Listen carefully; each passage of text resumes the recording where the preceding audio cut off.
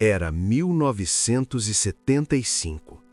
Um homem estava na beira de uma estrada em Goiânia, sem dinheiro para a passagem, sem garantia de que alguém ia abrir uma porta quando ele chegasse, sem nada além de uma fita cassete no bolso e uma voz que o mundo ainda não havia ouvido. Ele precisava chegar em São Paulo. E então, um carro parou. O que aconteceu nos 3 dias seguintes mudou a história da música brasileira. E o homem que deu aquela carona nunca soube o tamanho do que havia colocado em movimento. Amado Batista tinha 24 anos e uma certeza que não cabia no tamanho da conta bancária dele. Sabia que tinha uma voz. Sabia que as músicas que havia composto com Reginaldo Sodré eram boas. Sabia, com aquela convicção silenciosa de quem carrega algo real dentro do peito, que se alguém ouvisse de verdade, algo ia acontecer. O problema era chegar até esse alguém. Em Goiânia, as portas eram pequenas. O mercado fonográfico que importava estava em São Paulo, nas gravadoras, nos produtores, nos estúdios onde os discos que tocavam em todo o Brasil eram feitos.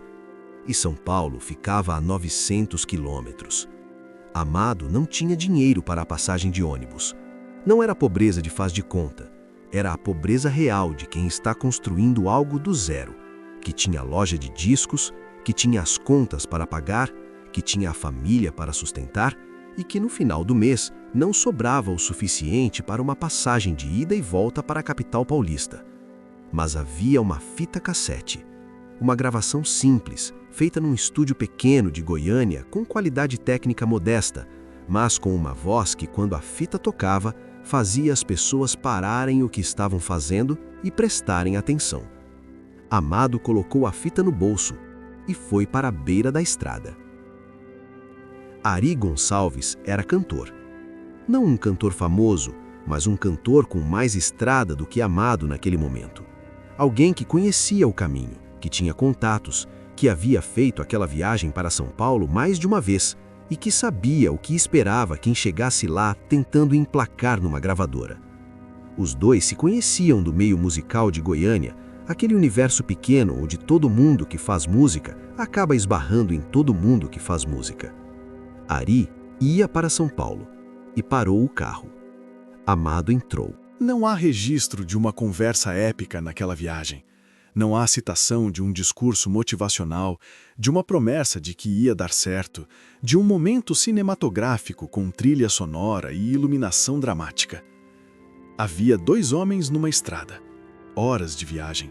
O interior de São Paulo passando pela janela. E uma fita cassete no bolso de um deles que estava prestes a mudar tudo.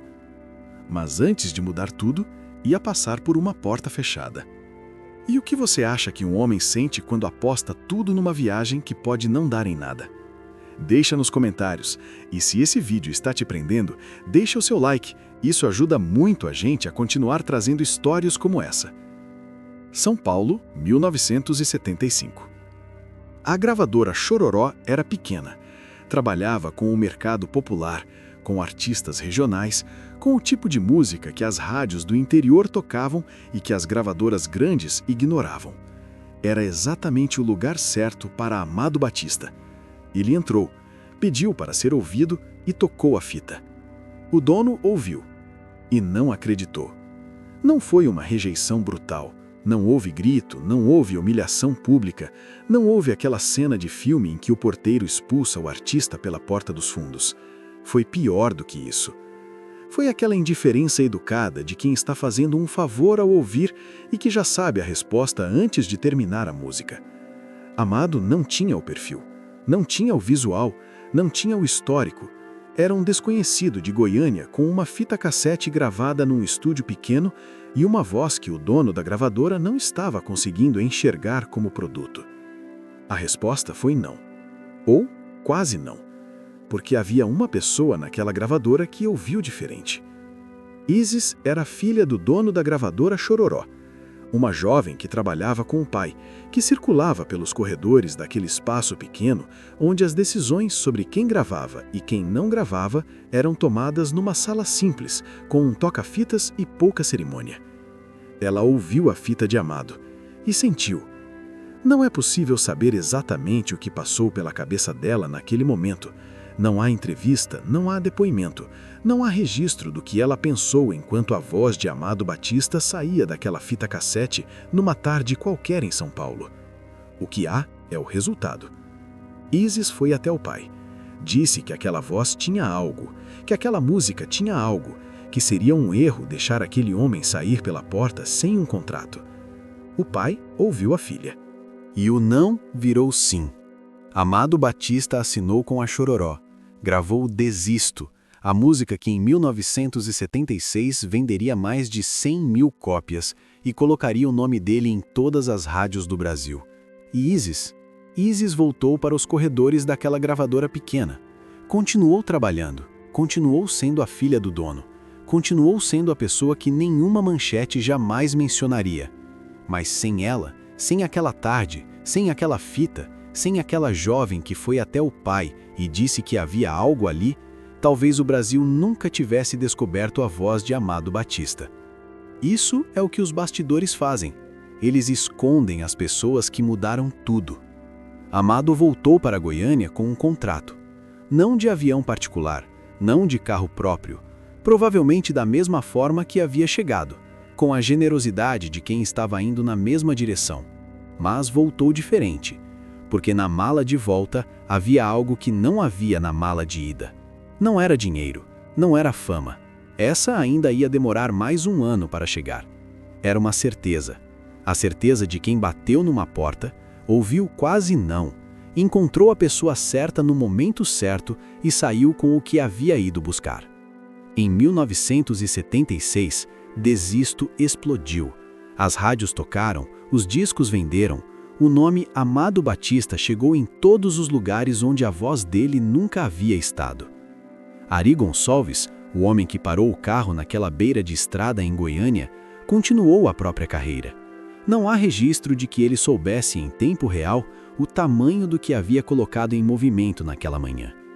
Uma carona, 300 quilômetros de estrada, um homem com uma fita no bolso e nenhum dinheiro para passagem. E o Brasil ganhou uma voz que não para de tocar até hoje. Essa é a coisa que ninguém fala sobre as grandes histórias de sucesso, que elas quase não aconteceram, que dependeram de um carro que parou, de uma filha que foi falar com o pai, de uma tarde em que tudo poderia ter terminado numa rejeição educada numa gravadora pequena de São Paulo. Depende sempre de alguém que não estava obrigado a ajudar. E que ajudou. E você, que ficou com a gente até o final dessa história, o que você sentiu? Você tem alguém na sua vida que parou o carro quando você precisava? Que disse a palavra certa na hora que você estava prestes a desistir? Deixa nos comentários. Essas histórias merecem ser contadas e a gente quer ouvir a sua. Se esse vídeo te inspirou ou te fez pensar, inscreva-se no canal agora mesmo. Clica no botão vermelho aqui embaixo e ativa o sininho. Toda semana a gente traz uma história nova, com respeito, com profundidade e com aquela verdade que fica escondida atrás dos holofotes.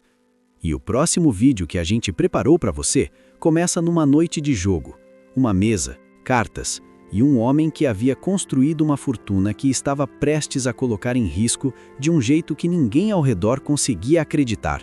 Está aqui do lado. Vai lá assistir. Até a próxima!